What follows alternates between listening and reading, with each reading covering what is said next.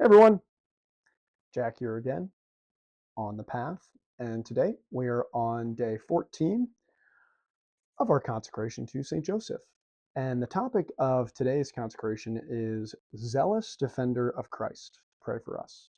So, this goes into St. Joseph's protective role as the foster father, the earthly father of Jesus on earth.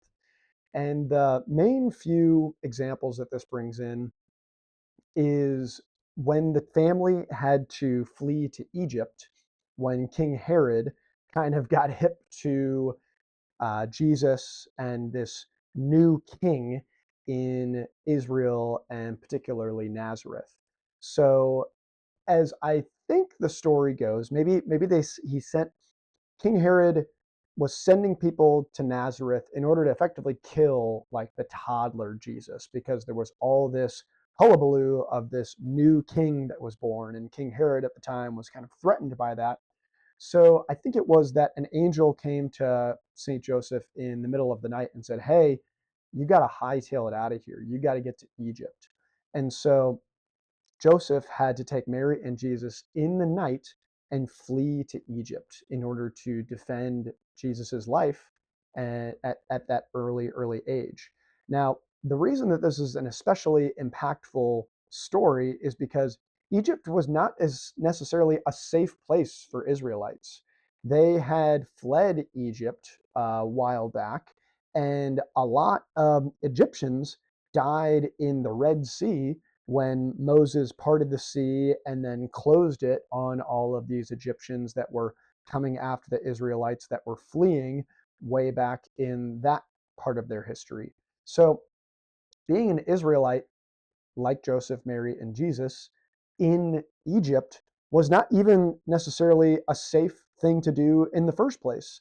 And there's another story where when they were in Egypt, they were accosted by some robbers. And St. Joseph had to be the strong one to defend Mary and Jesus then there too. Now, this all is going into just more of that defender of Jesus and the defender of Mary that St. Joseph had to be. He had to be strong. He couldn't be a weak man in order to, one, help them flee into the middle of the night and take care of them on understandably kind of a scary trip, and then also in Egypt, he had to protect them there as well, because it wasn't really a safe place for them to be either. It would be like if you were going to an area where people don't really like you too much, and it's like obvious that they do. Like maybe effectively kind of like racism today could kind of be. So this all goes back into the strength that St. Joseph had and the strength that we can lean on for that defender and protection. Now, it gets even more interesting in St. Joseph having to defend Jesus and defend Mary's heart as well. So basically, there's a lot of ways that Joseph had to really sacrifice and be a defender here for Mary's heart and Mary's effectively her honor. So when Mary was pregnant, Joseph didn't want to make Mary look bad by effectively not having relations with her and have it come across that Mary was in any way unfaithful. So not only did St. Joseph have some kind of anxiety around the optics of that, but he had a lot of anxiety over having to take on the mantle of raising, a divine person being Jesus. And that's why the angel came to him to give him some relief and say, "Hey, no, like you've got this. We've really equipped you with all the materials that you need in order to be successful there too." And Saint Joseph also, so when Mary became pregnant, she was also kind of warned that her heart would be pierced at a certain point due to Jesus. And this is effectively the angel prepping Mary and Joseph for that matter. And actually, maybe it wasn't the angel that said this, but it was when Jesus was being kind of blessed in the temple. Maybe it was the priest in the temple that kind of shared this prophecy. Effectively, somebody told Mary, "Your heart's going to get pierced." and Jesus will like kind of will die and be a contradiction, and like he's going to have a hard life. And that can be really hard for a mother to hear. And so Joseph, in this whole scenario like that, obviously probably gave Mary a lot of anxiety her whole life. So St. Joseph had to be that strong defender of her heart there as well, and defend the family all in everything that they were doing. And so this just kind of, I guess, goes into how God gives us on purpose a lot of challenges, and He also gives us a lot of strengths in order to overcome those challenges. So, any specific challenge that God is giving you, it's actually uniquely for you that you also have the strength to overcome. So, same thing with Mary and with Joseph. God gave them a pretty big challenge. For Mary, it was being the mother of Jesus and seeing him die and having to live with that, and the horror that came along with all of that.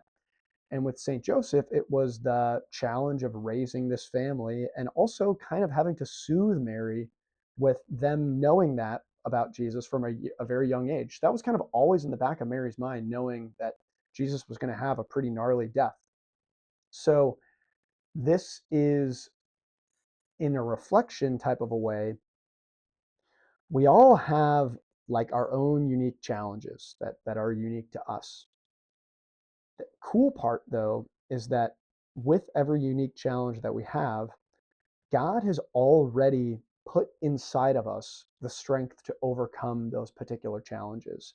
That's why they are there in the first place, really to reveal where our strengths are to overcome them.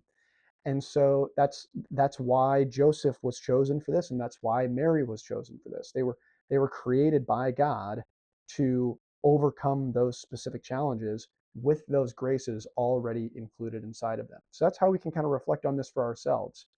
Even though there are hard things that are going on in our life, trusting that we have the built-in software from God already that we just have to tap into and call on Him for that help and strength.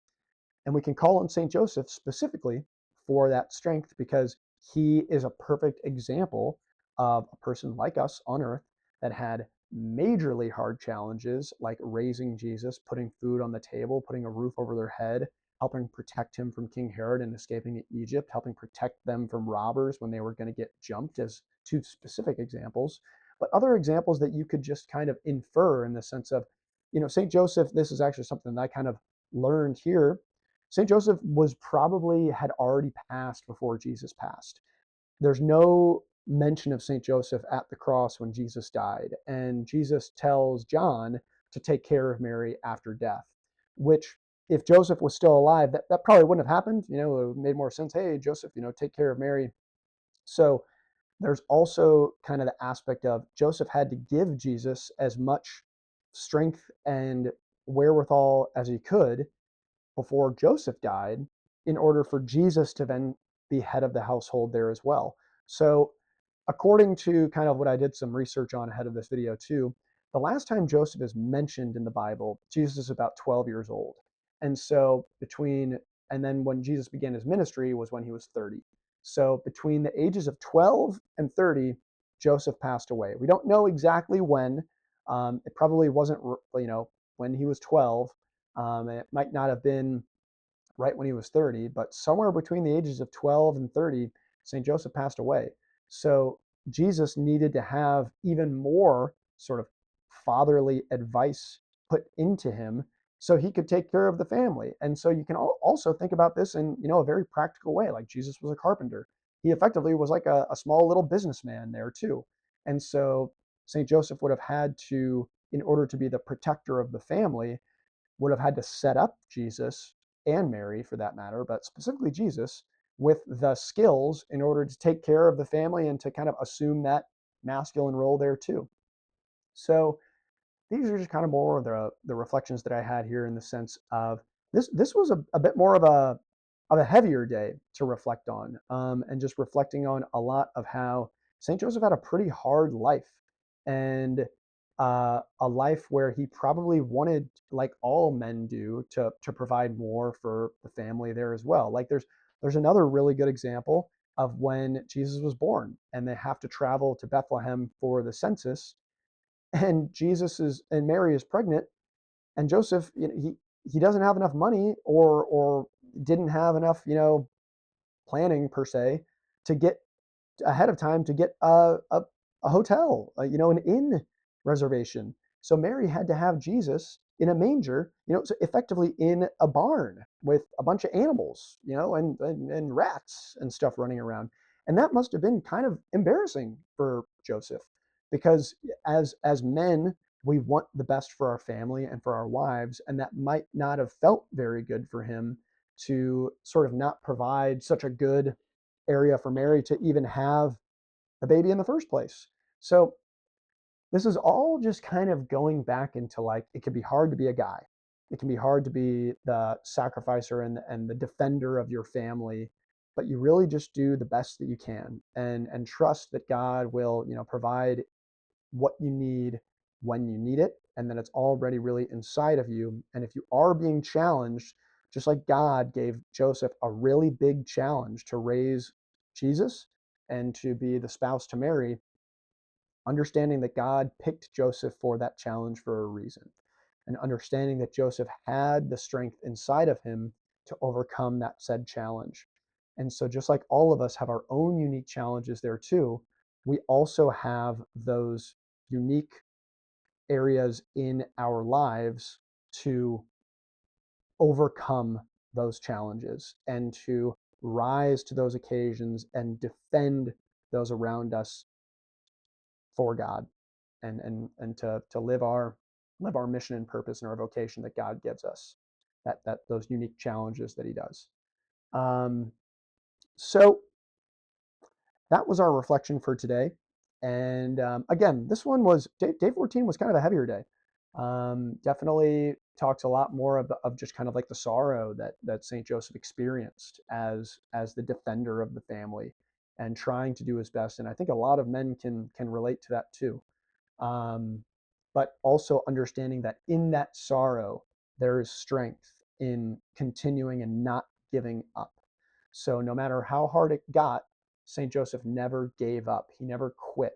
He probably felt like it a lot of times, and he might not have, been able to do the absolute 110% best thing ever, but at least he tried, and he continued, and he did the best that he could at the time with the help of God that he was leaning on there. So let that be a lesson to all of us. We not might not be able to do, the we might not be able to get a 5-star hotel for our family. We might The best we might be able to do is get a barn for the family to stay in that night. And but that's still better than the street. So yeah, and let us also, I suppose, when that happens, and when we do have our own fathers that we might feel like fall a little bit short, just to kind of reflect that, like, they're doing the best that they can. And yeah, and reflect on ourselves that, when we're fathers or defenders of our holy family, or defenders, in any aspect of our lives, that we're doing the best that we can. And sometimes that's all we can really do. So that's our reflection today on day 14. I'll go ahead and read through the passage, and then I'll get you on your way. So, day 14, the zealous defender of Christ, pray for us.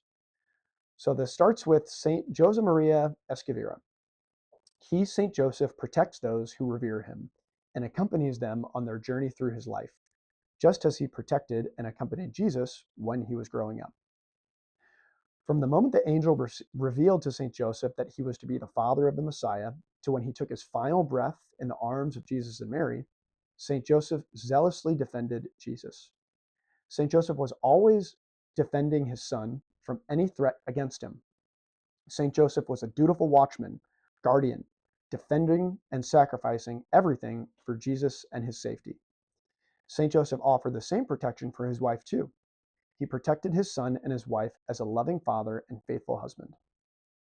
In some translations of the Litany of St. Joseph, the title Zealous Defender of Christ, in Latin Christi Defensor Seduel, is given as Diligent Defender of Christ or Watchful Defender of Christ. Both are acceptable translations and have very similar meanings, namely, St. Joseph defended Jesus. As a child of St. Joseph, you can have a great confidence knowing that your spiritual father also desires to zealously defend you. St. Joseph zealously defends you. The paternal mission of St. Joseph is not finished. A father's work is never finished until his children are safely home. In heaven, St. Joseph no longer needs to watch over and protect Jesus. You, however, are not yet in heaven. You need the protection of St. Joseph.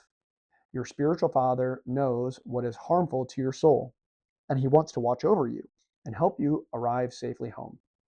St. Joseph will never abandon you. Your role is to entrust yourself to his diligent care and never look back. Our destiny is in the hands of St. Joseph.